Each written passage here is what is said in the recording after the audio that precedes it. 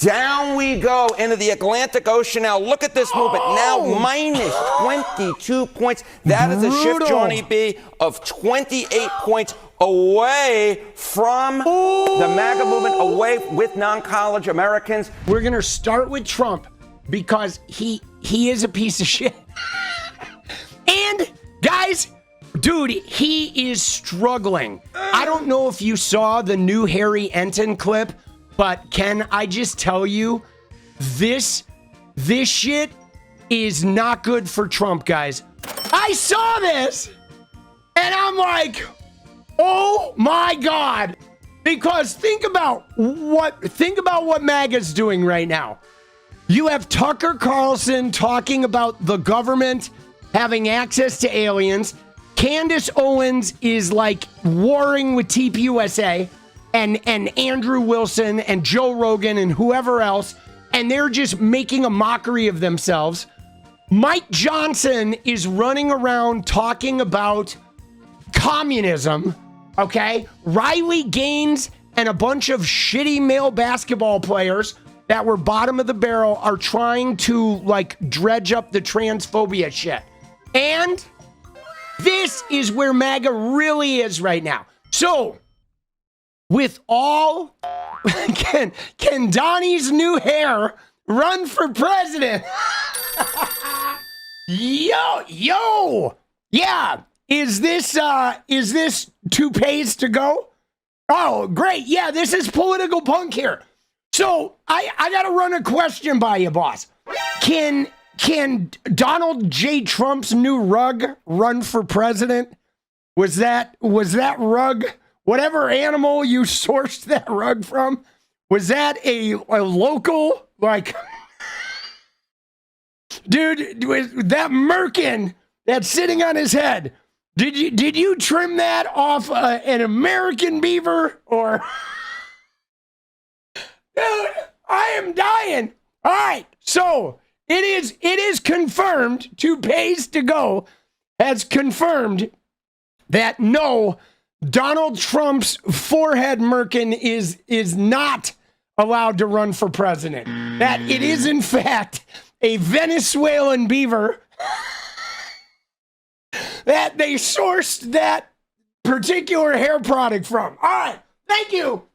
We appreciate you. Yes, keep toupeeing. All right, yep, fuck you, bye-bye.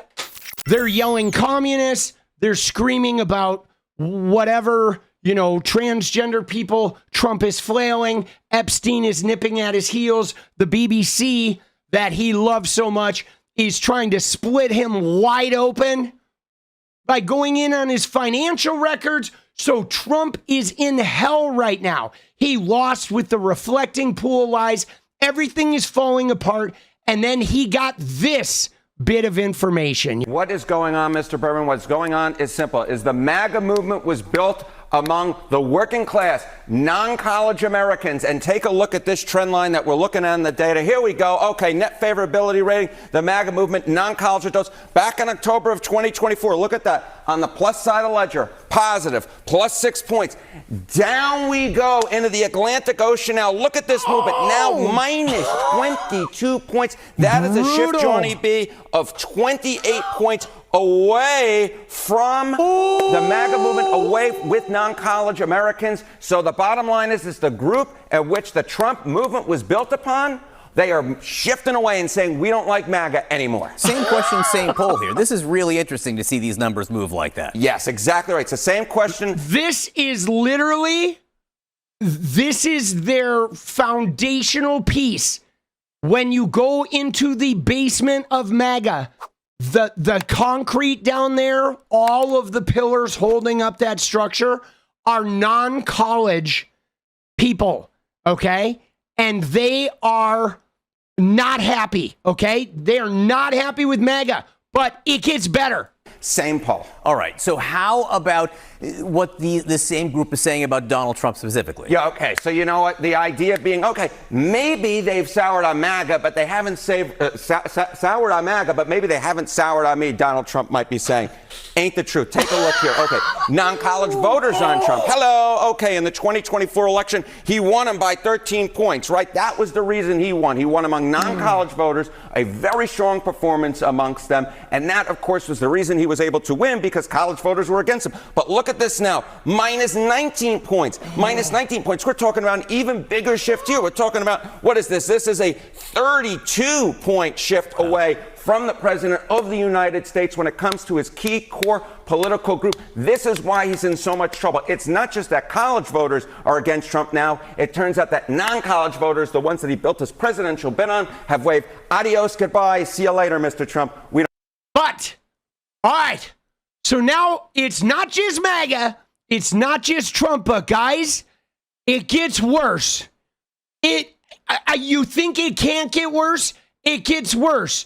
Because who do the non-college voters like right now? We don't like you anymore. So what impact might this have on Republican House members? Okay, Johnny B is asking the key question here, because maybe they're abandoning President Trump, but you know what? The midterm elections, they may not like Democrats either.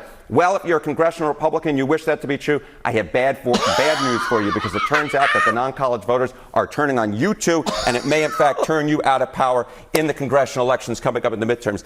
Choice for the House, non-college voters, 2024 election. Look at this. Dude. Republicans plus 13 points. Now Democrats actually lead among non-college voters in an average of polls. It's just a point, but you know what? When it comes to a point, and given how well the Democrats are doing among college voters, these are the types of numbers in which blue waves are built, and therefore we can say that the key group that put Donald Trump in the White House, the key group that he built the MAGA movement upon, is leaving him, and it's leaving congressional Republicans too. Dude, this is insane, guys, because I have not seen non-college voters be in the plus side on the Dems since Obama.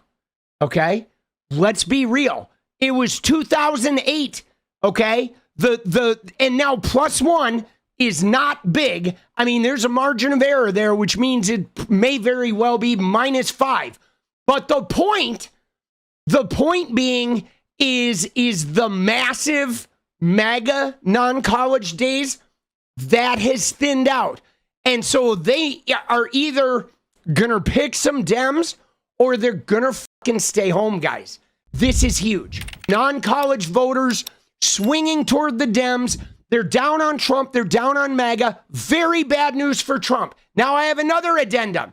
The good news is literally 𝗙𝗪𝗪 Hassan, Chris Rabb, Daria Eliza, Avila Chevalier, Zoran Mamdani, and so on and so forth. Abdul El-Sayed, Francesca Hong. You know why that's good news?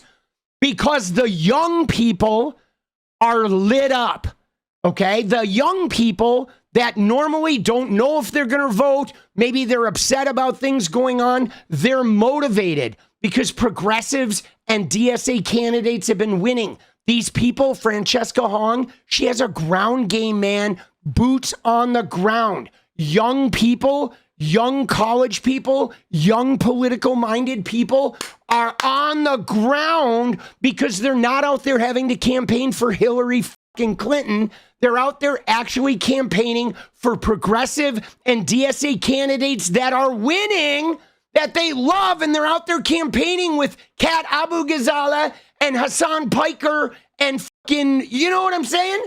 You know what I mean? Like, this is fucking good news, dude. We have a lot of people that are getting very motivated, and they're getting very like, you know, like, we can fucking do this. What I take from the Enton with this, guys, is simply that whether these polls are accurate or the numbers are accurate, it's what it is it's a mood. A mood. The fact that MAGA's losing steam and MAGA and America First are fighting for the keys to the cult, and all the influencers are arguing over Charlie Kirk, and Charlie Kirk didn't deify TPUSA. In fact, it weakened it because everyone thinks Erica Kirk is a freak. They're not in the colleges. They're trying to get into high schools. They're getting fought back. Moms of Liberty is useless. People aren't showing up to the big protests at the WNBA game. And the fact is when non-college voters and former MAGA are mad at Trump and they're mad at MAGA and they're mad at the GOP, they're not going to get won over by like transphobia. They're not going to get won over by calling people communists, okay? Because they already lived through Joe Biden and they know we didn't really have communism. In fact, when Joe Biden left office, shit was expensive, but it wasn't this fucking expensive. And he didn't put us in a war. And you know what I'm saying? And so the flailing of the GOP being like communist, socialist, fascist, blah, blah, blah. I don't think that shit's going to work as good. It's not going to work as good when people, like I said today, when you're a non-college voter and you got to go take out a loan to buy some fucking hamburger, you're not going to be wooed by, you know, somebody arguing about like transgender people or screaming the word communist, okay? I mean, people are going hungry, guys. And I think that the fact that their own party is talking about like, you know, trans girls in basketball when people are like, yo, like whether there's a trans girl or no trans girl, like how the fuck am I going to put food on the table? And why is Donald Trump like getting billions of dollars in crypto? And why did he put us in a war? And why did he not lower prices? And why is my energy bill not cut in half? And why did my farm go bankrupt? Right? And so the thing is they're going to be at least gruntled enough to not show up. Okay? They are not going to stand in line for 8 hours to vote for some Republican shitter that has done nothing for them. All their attacks, the math ain't mathing. They're like, we're gonna lose the country if they take over. And it's like, yo, dude, like, homie, I have tariffs eating my fucking organs. There's rats with the word tariff tattooed on their body that are eating my innards. Yo, political punk here. I know, it's killing me. Seriously, guys, if you like what we do around here, go ahead and hit that subscribe button, drop a like, and turn those noties on. And I wouldn't be anywhere without the members. So if you want to hit the join button, we really appreciate that too. Thank you so much, guys. It's getting crazy out there, and I'm just really glad to not be going through this alone. All right? All right, keep your chin up. Let's go, boss. All right, fuck you. Bye-bye.